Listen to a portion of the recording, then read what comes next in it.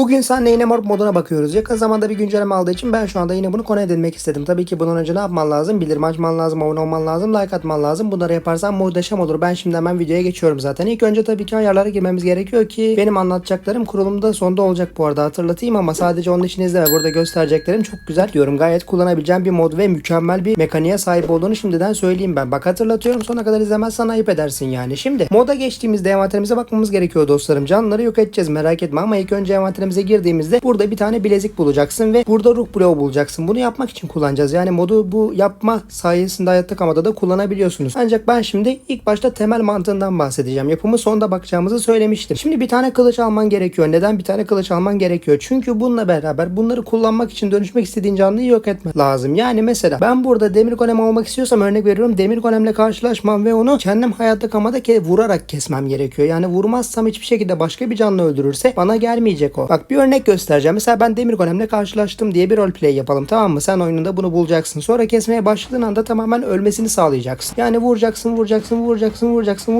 ve bu öldüğü zaman gördüğün gibi şu anda bu bileziğimize geldi. Zaten animasyondan anlamışsındır. Mavi bir animasyon bize geliyor ve bu geldiğinde ne yapıyorum? Bileziğimi alıyorum, ekrana basılı tutuyorum ve açıyorum. Bu şekilde açtığım zaman mobilde istersen bu şekilde açıyorum ya da istersen Windows 10'da sağ tık veya da sol tığı kullandığım zaman burası geliyor. Ve ben şu anda sadece burada demir golemi kestiğim için demir golemi görüyorsun. Ancak ben buradaki tavuğu kesseydim buradaki kılıçla beraber, bak dikkat et diyorum, sana kesmen lazım. Çünkü kesmezsen bunlar senin başka bir canlı tarafından yok edilirse, istediğin canlı, onlar sana gelmeyecek, hatırlatayım. Buradaki mavi şeyi tekrar gördüğümüzde neyi anlıyoruz dostlarım? Bunu da kestiğimizi ve bileziğimize geldiğini anlıyoruz. Burada da gördüğün gibi tavukla şu anda demir golem aynı anda var. Ve ne kadar fazla canlı buna eklemek istiyorsam, çünkü modun bayağı bir desteği var, onu söyleyeyim başta. Ne kadar fazla canlı eklemek istiyorsam o kadar fazla canlıyı kesmem lazım. O zaman başka bir örnek bakalım. İstersen koyun olsun bu. Ya da koyundan ziyade istersen zombi, istersen de iskelet de yapabiliriz. Bak şimdi ben sana bunların özelliklerini göstereceğim. İşte bunlara değinmem iyi oldu. Çünkü mesela ben iskelet olsaydım yayım olacaktı. Zombi olsaydım herkesi işte güneşte yanmamaya çalışacaktım. Herkese hasar verirken tabii ki güneşte yanmamaya dikkat etmen lazım. Bunun için de bir tane zırha ihtiyacın olacak zombi için. Göstereceğim, merak etme. Tabii ki video sonuna kadar izlersen zaten hiçbirini kaçırmayacaksın. Merak etme abicim, ben sana söylüyorum. Şimdi zombi aldım, yanıma bir tane zırh almam gerekiyor. Çünkü ne demiştim? Yanmaya başlayacağım. Göstereceğim, bak zırhımızı ilk önce giyelim, sonra ne yapıyoruz? Bu bileziği eklemek için geliyoruz, zombiyi yok etmemiz gerekiyor. Şu şekilde hemen kılıçlığımızla vuruyoruz güneşten yanmadan önce ve gördün mü şu anda bileziğimize tam olarak gelmedi. Çünkü biz tam olarak kendimiz kesemedik ve yandığı için o şekilde kaldı. Tekrardan deniyorum. Bak baştan koydum ve şu anda kendim kestiğim için oradaki mavi şeyi gördün. Yani geldiğini anladım bileziğimize. O zaman bunun yanında bir de şu göstereceğim. Koyunla iskeleti de keseyim. Bunları beraber göstermiş oluruz. Bunun için ne yapıyorduk dostlarım? Yere koyuyoruz. Tamamen kendimiz kesmemiz gerekiyor. Bak hatırlatıyorum. Sonra unutanlar, karıştırabilenler oluyor. Sonra niye gelmiyor diye soruyorsunuz hayatta kalma için, ama yani hayatta kalma içinde ve yaratıcı mod içinde aynı şeyi yapmak zorundasın. Yani belli bir komutu yok ki bu şekilde komutu yazalım, tüm canlılar direktmen gelsin. Şimdi olayımızı gösterelim. Olayımız neydi? Bileziğimize geldiği zaman buradan canımızı seçmemiz gerekiyordu. Yani dönüşme mantığını şimdi anlatıyorum. Burada zombiyi seçtim. Bak gördün mü? Şu anda zombi oldum. Ancak neden yanmıyorum? Çünkü ben burada bir tane kask takmıştım başta. Sana da göstermiştim hatta takıyorum diye. Ancak ben bunu çıkardığım anda şu anda gördün mü? Yanmaya başladım. Ancak şu anda tabii ki yaratıcıda olduğum için yanmayacağım. Yani ben hayatta kalmada olsaydım kaska ihtiyacım olacaktı zombi olarak dolaşmak istiyorsam. Ve bu da şunda anlamına geliyor. Ne anladığını sana söyleyeyim. Buradaki olay tam olarak işte iskelet olduğun zaman yayı kullanmak, diğer canlıların tüm özelliklerine sahip olmak. Şimdi bunları anlatmaya devam edeceğim zaten video içinde. Ve tekrardan insan olmak istiyorsak dostlarım, burada başta seçtiğimiz şu Steve'e tıklamamız gerekiyor ve buradan kendimize dönüşüyoruz. Ve şimdi bir koyun oldum. Koyun olduğunuzda dostlarım siz çimen yiyebiliyorsunuz. Çünkü neden abi? Bu koyunlar bildiğin gibi işte acıktığı zaman geliyorlar etraftan çimen yiyip gidiyorlar. Bu şekilde kafaları rahat takılıyorlar. Bunu daha rahat göstermek için ben şimdi arkadan modunu aldım. Bak eğildim ve butonla bastığım anda, yani eğildiğimde şu anda oradaki çimeni yiyebiliyorum. Nerede olursa olsun orada bir tane çimen olması yeterli. Bu ağaçlar sanırım çok ufak bir etki veriyor. Onu bilmiyorum, denemedim ama muhtemelen veriyordur diye tahmin ediyorum. Çünkü o kadar detaylı canlılar var ki gerçekten birçoğunun özelliğini kullanabiliyorsunuz. Göstereceğim şimdi. Ve tabii ki mesela koyun olduğumuzda dostlarım sadece yeme özelliğini göstermemiştim. Çünkü buradaki canlılarını da kazanıyorsunuz. Yani canlının ne kadar canı varsa, mesela biz buradaki koyuna bakalım abicim. Normalde bizim oyunumuzda ne kadar kalbimiz var? 10 kalbimiz var. Bunun üzerinden işte yaşıyoruz falan filan, oyun oynuyoruz. Gördün mü şu anda buradaki kalp sayım? Koyununda 4 tane kalp sadece var. Ve ayrıca zırh barını dolduramıyorsunuz tam olarak. Çünkü zırhınız bazı canlılarda üstünüze gözüküyor. Yani insan haline dönüşmüş olduğunuz zombilerde falan gözüküyor. Burada gözükmüyor, ancak yine de koruma verse bile dostlarım, sizin canınız ne kadar azsa, 4 kalpse mesela 4 tane zırh barına sahip oluyorsunuz. Bazı canlılarda hiç izin vermiyor bile. Şimdi sanırım o demir golemde vardı. Bak göstermeye çalışırsam buradan sana detaylı bir şekilde şimdi göstereceğim. Demir golem oldum mesela şu anda, gördün mü? Bunda hiçbir şekilde zırh barı yok. Yani bazılarında zaten yeteri kadar güçlü olan canlılarda bu Iron Golem gibi zırh barı kullanamıyorsunuz. Tabii ki şurada gözükse de sanırım orada çok da fazla bir etki vermeyecektir diye tahmin ediyorum. Şu anda buradaki kalp seçeneğini gördün mü bu arada? 5 tane stack kalbimiz var. Tabii ki Iron Golem'lerin ne kadar güçlü olduğunu biliyorsundur. Bunu anlatmama gerek yok ve düştüğümüzde işte bir yerden ya da hasar almaya başladığımızda dostlarım bunun kırılma animasyonu da bizle beraber geliyor. Mesela şuradaki suda bekleyelim istersen. Biraz boğulup canımızı azaltmaya çalışalım. İlk defa suya girip boğulan bir Iron Golem göreceksin ama zaten buradaki olayı göstermek için yapacağım. Bak şimdi bekliyorum burada birazcık. Olabilir, boğulmuyor da olabilir. Muhtemelen ben bilmiyorum ama burada gelmişken madem şunu göstereyim, gördün mü? Yüzme animasyonları falan gerçekten çok güzel çalışıyor bunlarla beraber. Normalde suyun altında bu şekilde bu animasyonla yüzen bir Iron Golem zaten göremezsin ki. Suyun içinde de bir tane Iron Golem göremezsin. O da ayrı konu. İşte bu şekilde bunları az çok anladığını düşünüyorum. Tabii ki daha anladığını düşünüyorum diyerek geçmeyeceğim. Merak etme. Çok şey göstereceğim sana. O yüzden bu videodan ayrılma. Benden hatırlatması valla. Tavuk olalım bakalım. Tavuk olduğumuzda dostlarım gördüğün gibi şu anda yere düşme konusunda bir avantaj kazandım. Bu da yavaş düşme özelliği. Çünkü biz tavukları biliyoruz dostlarım. Bunların kanatları var. İşte yavaş bir şekilde yüksekten atladıklarında yavaş yavaş düşüyorlar ve hasar almıyorlar. Artık biz de hasar almayacağız. Tabii ki hasar almamızın gerektiğini söyleyeyim. Çünkü burada sadece 2 kalbiniz var ve sadece de 2 bar kadar zırh giyebiliyorsunuz. Ve gördün mü şu anda uçma animasyonunu sanırım yavaş yavaş göstermişti oldum. Hatta bak burada ne kadar hızlı gidebildiğini suda görebiliyorum. Bizden bile hızlı sanırım, bilmiyorum. Ben istersen yaratıcıya geçeyim. Zaten bu can bar olayını anladığını düşünüyorum. O yüzden ben burada yaratıcıda göstereceğim. Sen bunlara hayatta kalmada bakarsın işte canları ne kadar falan filan. Burada fiziksel özellikleri kullanabildiğimizden bahsetmiştim 100 kere ve hala göstermediğimi fark ettim. O yüzden ne yapacağım? Buradan bir tane ne alabiliriz? Özelliği olan mesela en bildiğimiz Creeper. Creeper ne abi? Gerçekten sinir bozucu bir canlı, biliyorsun. Geliyor böyle patlıyor. Dünyamızı mahvediyor. Bak bu arada buradaki zırh da insan boyutunda olmadığı için tavuğun üzerinde görünmüyor. Onu söyleyeyim. Sadece işte zombi gibi canlılarda bu zırhın takılı olduğunu fark edebilirsin. Bu Creeper'ı aldık ve şimdi bu Creeper'ı dönüşmek için canlılarda kesmemiz mantığından bahsetmiştim. O yüzden ne yapıyorum? Kendi elimle tam olarak kesmeye çalışıyorum ama bu şekilde biraz zor olduğu için ben şu anda birinci şahısı aldım. Bak şu anda tam olarak kendim kesiyorum. Başka birisi tarafından öldürülmesine izin vermiyorum ki bileziğime gelsin. Bak mavi şey yine çıktı ve tavukken mesela hızlıca geldim, böyle bileziğime tıkladım ve hop buradan Creeper'ı seçtim aynı şekilde. Creeper'ı seçtiğinizde dostlarım bakın burada bir tane özellik kazanacaksınız. Tabii ki neden kazanmadığımı sorabilirsin. Çünkü buradaki envanter full dolu. Evet, harbiden neden kazanmadık abi? Normalde kazanmamız gerekiyordu bu patlama özelliğini. Bizde mi bir yanlışlık oldu ya da ben mi bir şey yanlış yaptım acaba, bilmiyorum. Normalde dostlarım şöyle olması gerekiyor. Siz Creeper olduğunuzda burada bir tane özellik gelecek. Bu şekilde patlama özelliğini kullanabilecektiniz.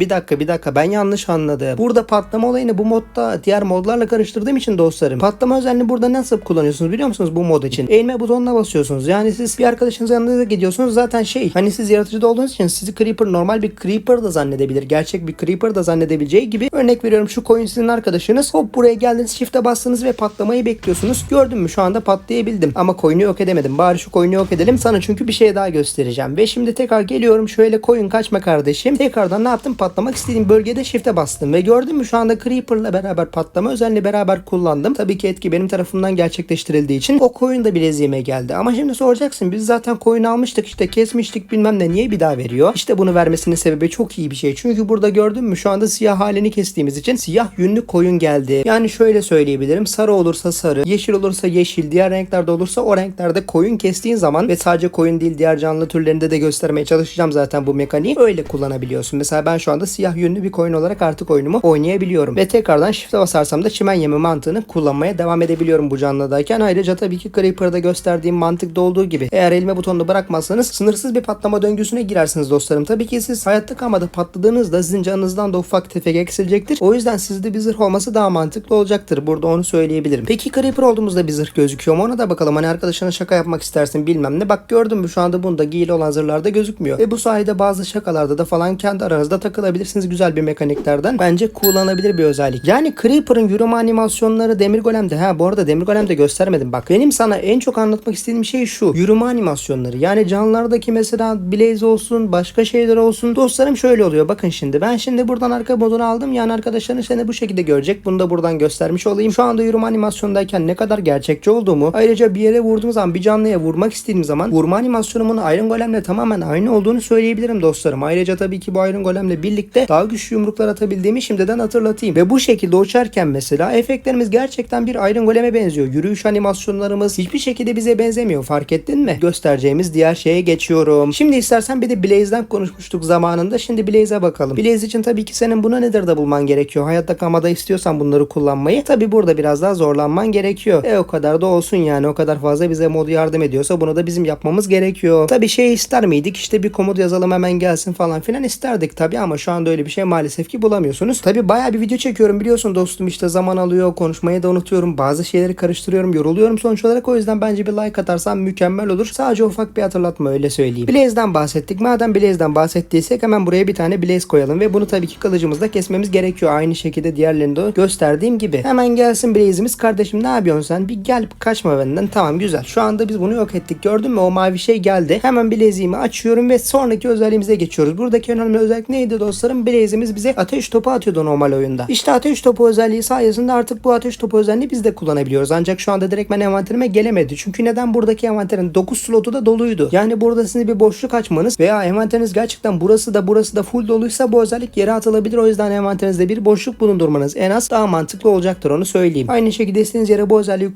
kurup, yani istediğiniz yere koyup istediğiniz slotta tekrardan kullanmak isterseniz alıp taşıyabiliyorsunuz bu canlıdayken. Şimdi bu patlama özelliğini kullanalım istersen. Bu canlıdayken beraber dostlarım tabii ki canınız yine biraz daha artıyor. Şu anda göstermeye zaten çok gerek olmadığını düşünüyorum. O yüzden ben hemen patlama özelliğini göstereceğim. Yani tabii ki ormanlarda bunu kullanmanı tavsiye etmem. Ne kadar oyun olsa da mantıklı bir seçim değil. Ormanlara zarar vermeyelim değil mi? Domuz. Kamu spotu yapalım kardeşim. Bak ben de, o da madem ben beğenmeyi hatırlattıysam o da abone olmayı hatırlatmıştır diye tahmin ediyorum. Yaptığın için de gidiyor zaten, gördün mü? Bence yaparsın abi, çok zor değil. Neyse hemen diğerinden devam edeceğim. Şu anda bu özelliği kullandığım sürece, yani bu canlıda kaldığım sürece bunu kullanmaya devam edebilirim. Ayrıca kullandığım diğer özelliklerim ne? Ateşe dayanıklılık özelliği sağlıyorum. Çünkü Nether'da yanma gibi bir olayları yok bunların. Çünkü lavda yaşayan bir zaten ortamdalar. Yanmasını da bekleyemezsiniz lavda. O da onun koruma özelliği. Bir de şeyle karşılaştık. Bak karşımda şu anda lama var ve lamanın da güzel bir özelliği var. Ancak ben kılıcımı tabii attığım için bunu yarım saat kesmekle uğraşmak istemiyorum. Şimdi biraz bekleteceğim. Bunu keseceğim. Kestiğimizde yine ne demiştik? Diğer canlılarda olduğu gibi bu canlıda. Çünkü birçok canlı destekleniyor. Yani burada işte o desteklenmez, bu desteklenmez diye düşünme. Karşına çıkan tüm canlılarda bunu dene, neredeyse hepsinde olacaktır zaten. Burada şey vardı. Neydi bunun adı? Lama mıydı? Lama. Lamanın özelliği ne biliyor musunuz dostlarım? Buradaki tükürük atma özelliği. Bize de zaten bunu yapıyor saldırdığımızda, rahatsız ettiğimizde. Artık biz de yapabiliyoruz. Mükemmel olay. Gerçekten de gerçek bir tükürük atmana izin veriyor. Bununla her basit tutuşunda ve kullandığın zaman tükürük atabiliyorsun. Tabii ki ufak tefek bir hasar da veriyor bunun yanında. Şu anda bunun üzerine zırhta giydirebiliyorsunuz. Şimdi bir de şeyleri göstermek istiyorum. Ben sana göstereceğimi söylemiştim. Bir olay vardı. Mesela burada biz bunu nasıl gösterebilirim ben sana? Bizim slime'lar var biliyorsun, şu balçık olarak geçen yumurta. Balçık olarak ne alaka diyeceksin? Hani niye bunu gösteriyoruz şu anda? Çünkü neden? Bunlar parça parça bölünüyor biliyorsun. Böyle ufak, işte orta boy, işte en büyük boy. Kestiğimizde sinir eden bir şekilde bir küçülme olayı varken tabii ki şu anda bizim göstereceğimiz bu olayda bize yardımcı olacaklar. Mesela ben şimdi buraya büyük bir tane koydum ve sonuna kadar kesmeyi, biraz daha sabretmeyi gerektiriyor tabii ki bu olay. Gördün mü? Herkesi şimdi oradaki boyutlardan mavi şeyi alıyorum. Yani bu ne anlama geliyor dostum? Tam olarak ben en küçük slime'a da dönüşebilirim. En orta boy slime'a da dönüşebilirim. En büyüğüne de dönüşebilirim. Göstereyim mi? Hemen buradan geldim bileziğime, şu anda ben 3 boyutunu da kestiğim için burada görebiliyorum. En büyüğü buydu zaten, ortası bu ve en küçüğü bu. Bunların can barı da buna göre değişiyor. Bu slime'ı neden örnek gösterdim? Çünkü tüm canlılarda mesela siz küçük bir koyuna dönüşürseniz, küçük bir koyun rengi neyse rengine o şekilde dönüşürsünüz. Orta boyluysa orta boylu bir canlı, hepsinin özelliğini kazanıyorsunuz. Ne evredeyse o canlı, o şekilde onu kestiğinizde ona dönüşmüş siz de olacaksınız. Küçükse küçük abicim, öyle söyleyeyim. Tabii ki bunda listeye almam gerekiyor. Çünkü iskelet olayımız şu dostlarım. Şimdi iskeletiniz bildiğiniz gibi işte geliyor böyle yayıyla ok falan atıyor. Sinir bozucu bir canlılardan biri. Hani bunun yanında Creeper'ı da koyarsak. Peki abi, o zaman biz keselim. Bizim biraz daha serimiz artık bozulmayacak. Çünkü biz bozmaya başlayacağız. Neden böyle söylüyorum? Yayına sahip olabileceğim. İskeletimi kesmeye başlıyorum dostum. Bak şu anda zaten elinde bunun yayının olduğunu biliyoruz. Neyse keselim. Bak gördün mü, şu anda envanterimize geldi. Envanterimize gelen bu canlıya dönüşmek istediğimizde basılı tutuyoruz, hemen bileziğimizi buradan seçiyoruz. Seçtiğimiz anda şu anda envanterimizin boş bir yerinde yay belirdi. Yani ben bunu sınırsız bir şekilde kullanabilirim. Herhangi bir şekilde oka ihtiyacım olmazken ben zaten bir iskeletim, buna gerek yok. İstediğim kadar bununla beraber atabiliyorum artık oklarımı. Mesela şu anda bu dekoratif şeylerden bir tanesini keselim. Yol üstünde denk gelmişken göstereyim. Bak mesela ben şu anda bunun özelliğini bile kazanabildim. Yani evredeyken keserseniz canlıyı, hangi evredeyse o evredeki canlıya tekrardan sahip olabiliyorsunuz. İskelette de gösterdik. Zaten neydi olayımız? Yanmaya başlıyorduk. Yani biz iskeleti kaldığımız sürece eğer bir tane zırhımız yoksa, zaten biliyorsunuz zor moddayken diğer zombilerde de zırh olduğu zaman yanmıyorlar. İskelet oldum bak, şimdi yanmaya başlayacağım. Ancak neden yanmıyorum? Ben zaten daha öncesinden bir tane kask kafama takılı duruyordu. O yüzden bunu çıkardığım anda, envanterime koyduğum anda, gördün mü şu anda yanmaya başladı. Güneşler artık benim dostum değil bu canlıdayken. O yüzden ne yapacağım? Kafama bir tane ya da full set olacağım ya da sadece bir tane kaskla bunu geçiştireceğim. Bu deri de olsa çalışır. Diğer türlerde de çalışır. Siz dönüştüğünüz zaman özelliklerin hepsini vermekten çekinmiyor. Ona öyle söyleyeyim. Tabii ki çekinmiyor konusu biraz daha dar. Çünkü aslında gerçekten çekinmiyor canlıları bulduğunuz zaman, ama belli bir kullanım süresine sahipsiniz. Yani ben bu bileziği kırabilirim dostlarım. Çünkü neden? Bu belli bir süresi bitecek. Yani yapılabilir bir konumda zaten. Söylemiştim bunu videonun başında. Nasıl yapıyorsunuz dostlarım? Şöyle göstereyim. Normalde modların hepsinde zaten eklemişse mod yapımcısı bunun için ne yapıyorsunuz? Eşya yapmaması ile birlikte hayatta kalma moduna oyununuzu geçirmeniz gerekiyor. Sonra da eşya yapmamasını tıklayıp diğer göstereceğim şeyleri yapacaksınız. Şu anda bunu koydum ve tıkladım üzerine. Az önce sana bahsettiğim gibi gördün mü? Şu anda ben buradan tümünü seçtiğim anda şuradaki şeyleri siliyorum. Şu anda bilezik buraya geldi. Bileziğime dokunduğum anda nasıl yapılacağını gösteriyor bana. Şuradaki ruh camını yapmam gerekiyor dostlarım. Onu zaten ben bulursam muhtemelen ekrana veya yorumlara bunun yapımını yazmaya çalışırım. Ancak şimdi yapımını gösterdim. Tamam, canlılarla beraber birçok varyantı da dönüştük beraber. Çünkü bilezikte gördüğünüz işte iskelet olduk, diğer canlılar olduk. Ancak dostlarım bunu kaybetmemeniz lazım. Yani kaybederseniz bu bileziği şayet artık onları kaybedeceksiniz. Yani diyelim siz bir yerde öldünüz, işte bir şey oldu bilmem ne, tamam mı? İşte bu çok riskli. Çünkü buradaki bileziği kaybettiğiniz sürece ya da düşürdüğünüz anda yeni bilezik yaptığında bunlar orada durmaya devam etmeyecek. Yani şöyle söyleyeyim, bak benim var olan bileziğim olsa bile burada hemen envanterime yaratıcı modu açıyorum. Buradan bileziği almayı zaten göstermiştim. Burada da var bu arada, hatırlatayım şu ekipman kısmında. Bak yeni bir bilezik aldım. Şu anda eski bilezik de burada duruyor. Şu soldaki eskisi, şu yenisi. Şimdi tıklıyorum, bununla beraber gördüm. Hiçbir canlı yok. Başta gösterdiğim şu bilezikte topladığımız mantığı kullanacağım. Tabii ki ne yapacağım? Bunun için işte birçok farklı canlıyı kesmem tekrardan gerekecek. Eğer diyorsan benim burada bir sürü canlım var ve her biri gerçekten çok amaçlı olduğu için bence bunları kaybetmek de çok mantıklı değil. O yüzden sen bunu kaybetmemeye çalışacaksın veya da kırılmasına izin vermemeye çalışacaksın. Öyle söyleyebilirim. Yeni bilezik için de toplama işlemi için ne yapıyordum? Hemen buraya geliyorum. Kılıçla vuruyorum. Gördün mü şu anda az önceki bilezikte ben zaten tavuğu toplamıştım. Ancak artık tavuğu tekrardan kestiğim için boş olan bileziğime depolanmış oldu. Yani aynı canlılardan ben yine kesersem eski bilezikteki özellikleri buna da geçirebilirim. Zaten işte rengi falan hangi evrede kesilmişse bunlar zaten sana geliyor. Burada gösterdiğim slime'lar gibi düşün. Gerisini de sen şey yaparsın. Çünkü güncellenen bu modla beraber zaten son sürümlerde muhtemelen desteği verilecektir. Ancak şu anda bu modun yine tam sürümde olmadığını ve beta sürümde olduğunu söyleyeyim. O yüzden Minecraft'ın beta sürümlerinde bile kullanmak bayağı bir mantıksız. Hani normal sürümlerde olursanız, tam sürümlerde olursanız çalışacaktır. Öyle söyleyeyim dostum. Bu olmuş, bak bu olmuşun çok iyi bir özelliği var. Çünkü bu olmuşun ne özelliği vardı bilmeyenler için söyleyeyim. Zaten adı üstünden boğulmuş abi, onlar suda yaşıyor. Boğulmuş dostlarım her zaman suda nefes alabiliyor. O yüzden sıkıntı yok. Bak zaten hemen suya gitmeye başladı. Sen de bu şekilde olduğun zaman direkt suda yaşaman gerekiyor. Ama tabii ki bileziğimi eklemek için ne yapıyordum? Zorunlu olarak bunu güneşin yakmasına izin vermek değil, tam olarak kendim kesmem gerekiyordu. Ve şimdi buradan sana bir şey daha göstereceğim. Denizde bulduğumuz şuradaki balıklardan bir tanesini eğer kesebilirsem ondan da bir tane özellik göstereceğim bu boğulmuştan sonra. Gelir misiniz abi buraya?